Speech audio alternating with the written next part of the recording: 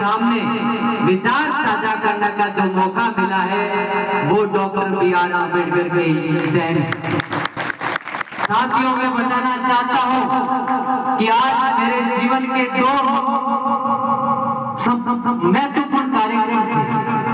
जो पहला कार्यक्रम था जो हमारे जोधपुर संभाग का हमारे एक आरोग्य भवन का शिलान्यास होने जा रहा था एम्स हॉस्पिटल के सामने। मैंने उस कार्यक्रम के अंदर नहीं जाना समझा, मैंने यह समझा कि आज करोड़ों भारत के इतिहास को सजीव करने वाले और इस देश के नवनिर्माण में संविधान के निर्माता की जन्म जयंती का कार्यक्रम है। मैं उस कार्यक्रम में जाऊंगा जिससे हमारी आवाज को आज देश और दुनिया और विश्व के अंदर जो पहचान बनी है उसके साथ साझा करूंगा।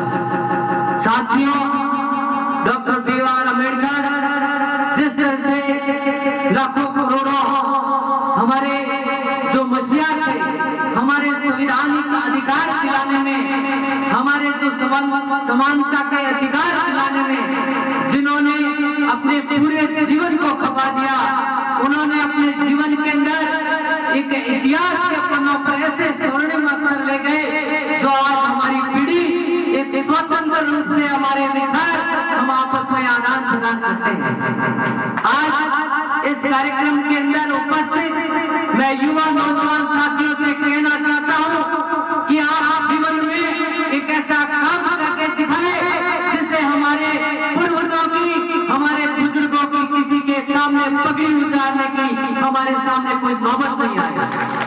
हमारे बाबा साहब कहते गए हैं जीवन में कि हम योग्य बने, साक्षर बने और एक संवैधानिक अधिकारों का उपयोग करते हुए पूरे भारत में हम जिस तरह से उन संवैधानिक अधिकारों का उपयोग होता है, जिस तरह से हम पूरे देश के अंदर समानता के साथ हम चाहे व्यापार के क्षेत्र में हो, चाहे नौकरी के क्षेत्र में हो, हम हमारी समानता के साथ हम उस कार्य को कर सके, ये अधिकार हमारे बाबा साहब अम्बेडकर ने दिए।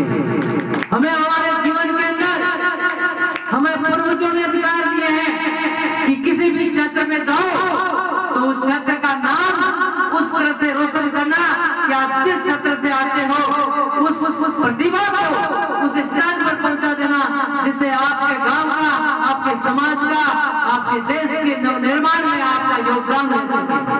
साथियों, मैं बताना चाहता हूं इस कार्यक्रम में मेरे सामने इस देश का भविष्य विराजित है। ये नैनी मुनि, ये देश के नवनिर्माण में भागीदारी अदा करने वाली जो बालक और बालिकाएं हैं, इनके अंदर बाबा साहब के अधिकारों का, बाबा साहब के इतिहास को अगर इनके अंदर सजोगे तो निश्चित ही आने वाला समय है वो भारत देश के लिए बहुत ही सुंदर और संगम होगा। इन बालिकाओं के लिए, प्रतिभा समाज के लिए मैं कहना चाहता हूँ, मैं ये कहना चाहता हूँ कि जब मेरा तीर चलेगा सब बाधाएं चीर चलेगा, जब मेरा तीर चलेगा सब बाधाएं चीर चलेगा।